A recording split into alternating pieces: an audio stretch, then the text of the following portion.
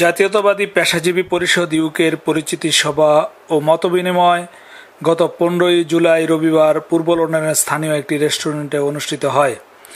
জাতীয়তাবাদী পেশাজীবী পরিষদ ইউকের আহ্বায়ক আনোয়ার হোসেন খোকনের সভাপতিত্বে এবং সদস্য সচিব ব্যারিস্টার আবু সায়েমের পরিচালনায় উক্ত পরিচিতি ও মতবিনিময় সভায় প্রধান অতিথি হিসেবে উপস্থিত ছিলেন বিএনপির চেয়ারপারসনের উপদেষ্টা আমির খসরু মাহমুদ চৌধুরী। অনুষ্ঠানের প্রধান বক্তা ছিলেন যুক্তরাজ্য বিএনপির আহ্বায়ক এম এ মালিক।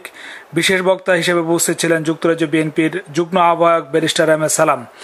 সভায় বিশেষ অতিথি হিসেবে বক্তব্য রাখেন বিএনপির সহতথ্য বিষয়ক সম্পাদক আবু সাইদ খোকন, যুক্তরাজ্য বিএনপির সাবেক সভাপতি মাহিদুর রহমান, সিলেট মহানগর বিএনপির সহসভাপতি বদরুজ্জামান সেলিম, সুনামগঞ্জ জেলা বিএনপির সহসভাপতি আশিকুর রহমান আশিক।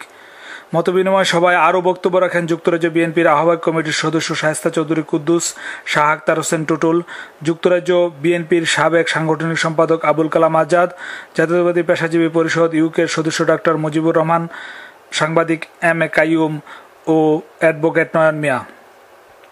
বক্তাগণ বলেন, জাতির এক ক্রান্তি লগ্নে আওয়ামী বাকশালী সরকারের দমন, নিপীড়ন, জুলুম ও বর্বরতার বিরুদ্ধে পেশাজীবীদের গুরুত্বপূর্ণ ভূমিকা পালন করতে হবে। প্রধানমন্ত্রী শেখ হাসিনা ও তার দোসররা বাংলাদেশে একদলীয় শাসন ব্যবস্থা কায়েমের অশুভ চক্রান্তে লিপ্ত। বিরোধী দলগুলোকে নিশ্চিহ্ন ও গণতান্ত্রিক আন্দোলনকে দমনের যে কোনো চক্রান্তকে যুক্তরাজ্য জাতীয়তাবাদী মনাদের সম্মিলিত প্রচেষ্টায় রোধ করতে হবে। অনুষ্ঠানের শুরুতে পবিত্র কোরআন থেকে তেলাওয়াত করেন জাতীয়তাবাদী পেশাজীবী পরিষদ ইউকের সদস্য ডাক্তার আবদুল্লাহ আল নোমান। সভায় প্রধান অতিথি, বিশেষ বক্তা ও বিশেষ অতিথিদের পক্ষ থেকে জাতীয়তাবাদী পেশাজীবী পরিষদ ইউকে শুভেচ্ছা জানানো হয়। আমি কিন্তু উনি তো পীযুষকে ওনার সঙ্গে কিন্তু পীযুষ ছিল যে এই কাণ্ডটা ঘটিয়েছে। পীযুষ কান্তিদের ভালো থাকুন, সুস্থ থাকুন, ধন্যবাদ। শায়েস্তা চৌধুরী কুদ্দুস, জনাব শায়েস্তা চৌধুরী কুদ্দুস নির্দেশনা দিয়ে এসেছে এবং উনি এই যুক্তরাজ্য অবস্থানকালে বিভিন্নভাবে আন্তর্জাতিকভাবে লবিং করে যাচ্ছে। আমি বেসিক্যালি যেটা বলবো, বাংলাদেশ অত্যন্ত একটা সংকটময় সময়। আবুল কালাম আজাদ বললেন বিশ্বনাথ, সিলেটে কি অবস্থা হয়েছে আপনারা জানেন যে সিলেটে আমাদের কেন্দ্রীয় সাংগঠনিক সম্পাদক ইলিয়াস আলীকে গুম করা হয়েছে, আমাদের ছাত্র দলের নেতৃবৃন্দকে গুম করা হয়েছে। আমাদের বিশ্বনাথ থেকে সিলেটে হাজার হাজার নেতা কর্মীদের উপরে মিথ্যা মামলা দেওয়া হয়েছে। আমাদের বিশ্বনাথের প্রায় হাজার হাজার লোক এখন পুরুষ শূন্য। আপনারা দেখেছেন অতি সম্প্রতি বিশ্বনাথের 8 জন ইউনিয়ন পরিষদের চেয়ারম্যান একজন আওয়ামী লীগে যোগদান করেছিল, তাকে বাদ রেখে 7 জনকে বরখাস্ত করা হয়েছিল এবং বাংলাদেশ হাইকোর্ট।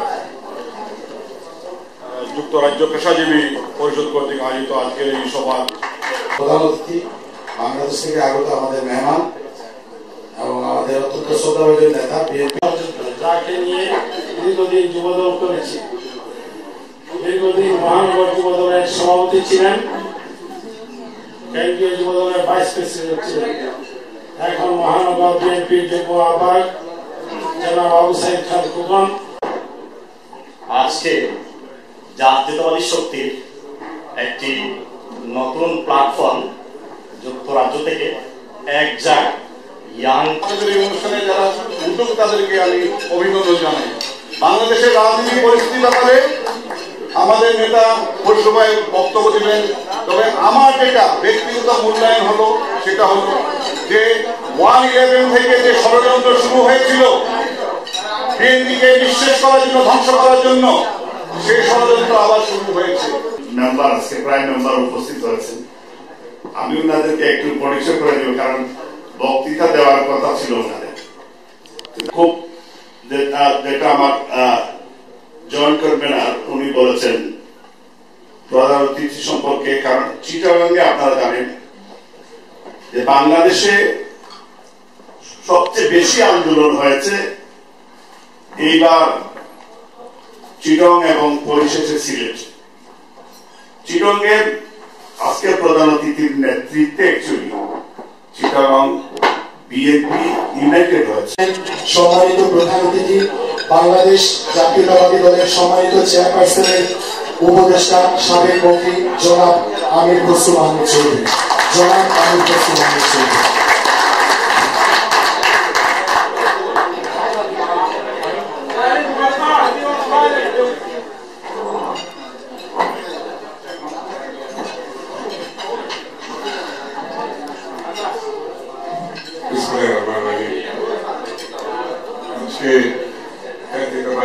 পেশাজীবী পরিষদ ইউকে কর্তৃক আয়োজিত আমাদের পরিচিতি সভার সভাপতি, উপস্থিত নেতৃবৃন্দ, সুধীমণ্ডল, আসসালামু আলাইকুম। আমি জানি না এখন বক্তৃতা দেওয়াটা কতটুকু সঠিক হবে, কারণ রাত 10:30 পার হয়ে গেছে এবং সবাই খাওয়ার ঠিক মাঝখানে, এবং এই অবস্থায় বক্তৃতার জন্য কতটুকু মানসিকভাবে আপনাদের প্রস্তুতি আছে সেটা আমি জানি না। তারপরও আমার নাম যখন অ্যানাউন্স করা হয়েছে তাই 2-4টা কথা বলছি। তবে সংক্ষিপ্ত ভাবে আমি কোনো বিশেষভাবে ইউকে পেশাজীবীদের সাথে ইন্টারেক্ট করবেন, ইউকে পলিটিশিয়ানদের সাথে ইন্টারেক্ট করবেন, ইউকে কালচারাল অ্যাক্টিভিস্টদের সাথে ইন্টারেক্ট করবেন, ইউকে ট্রেড বোর্ডের সাথে ইন্টারেক্ট করবেন, এটার কিন্তু গুরুত্ব অনেক বেশি। এই জন্য আমি আশা করব এই পেশাজীবী পরিষদের মাধ্যমে যেখানে পার্টি লাইন আমরা শেষ হয়ে যায় সেখান থেকে কিন্তু আপনারা পিক আপ করবেন, পিক আপ করে বাকি কাজগুলো আপনাদের পক্ষে করা অনেক সহজ রাজনৈতিক দলের থেকে। এবং পলিটিক্স যেভাবে পরিবর্তন হচ্ছে, রাজনীতিবিদরা একা কোনো সামাজিক পরিবর্তন, রাজনৈতিক পরিবর্তন এবং গণতান্ত্রিক ভাবে পরিবর্তন আনতে পারবে না। এটা কিন্তু হাতে হাত মিলিয়ে কাজ করতে হবে এবং এই জন্য পেশাজীবী পরিষদের ভূমিকা অত্যন্ত গুরুত্বপূর্ণ।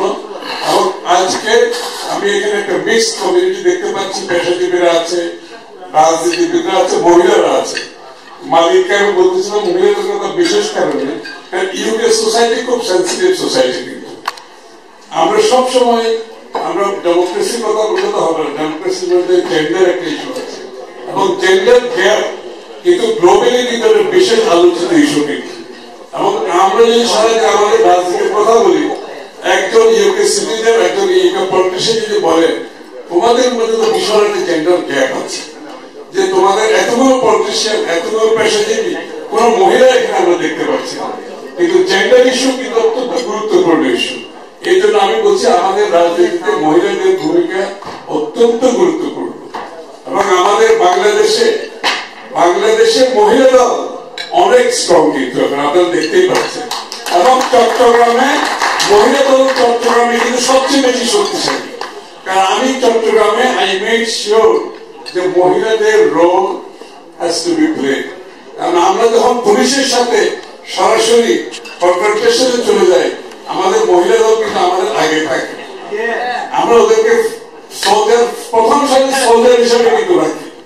এখানে তো আপনাদের সেটা করার দরকার নেই, কিন্তু এখানে মহিলাদের রোল এই জন্য ইম্পর্টেন্ট যে বিএনপির একটি যখন কর্মসূচি পালিত হবে, আপনাদের পেশাজীবী পরিষদের একটা কর্মসূচি পাবে, সেখানে যদি মহিলাদের একটা স্ট্রং প্রেজেন্স না থাকে, এটা কিন্তু এই অ্যাক্টিভিস্ট যারা আছেন, পলিটিশিয়ান যারা আছেন, সবাই মিলে আমরা যদি কাজ করি, আমাদের আগামী দিনে বিএনপি বাংলাদেশের সারা বিশ্বে, যেটা শহীদ রহমান সাহেব করেছিলেন, বিএনপি দেশের মধ্যে সারা বিশ্বে যে ভাবমূর্তি শহীদের সৃষ্টি করেছিল বাংলাদেশে এবং বিএনপি, সেটাকে আমাদেরকে ফিরিয়ে আনতে হবে। আপনাদের সকলকে ধন্যবাদ। শহীদ জিয়া অমর হোক, দেশনেত্রী বেগম খালেদা জিয়া জিন্দাবাদ, বিএনপি জিন্দাবাদ, তারেক রহমান জিন্দাবাদ, বাংলাদেশ জাতীয়তাবাদী দল জিন্দাবাদ। বিশেষ ধন্যবাদ। আজকের অনুষ্ঠানের সম্মানিত প্রধান অতিথি জনাব আমির খসরু মাহমুদ, জাতীয় দল যুক্তরাজ্য শাখার সম্মানিত আহ্বায়ক, সফল জননেতা জনাব কাইম মালিক ভাই, উপস্থিত বাংলাদেশ জাতীয় দল যুক্তরাজ্য শাখার